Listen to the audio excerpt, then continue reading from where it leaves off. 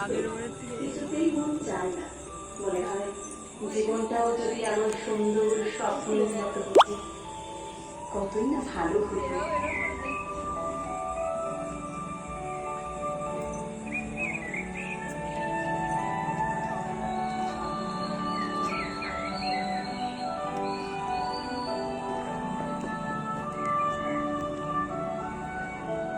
শরৎকালে কাশগুচ্ছে তোলা, শিউলির সুগন্ধ, নীল আকাশে পেঁজা তুলোর মতো মেঘের আনাগোনা, এসবই আমাদের হৃদয়ে দোলা দেয় মা আসছেন, মা। সেই প্রাগৈতিহাসিক যুগ থেকেই মাতৃচেতনা আমাদের মধ্যে প্রথিত, সেই গোষ্ঠীবদ্ধ জীবন থেকেই।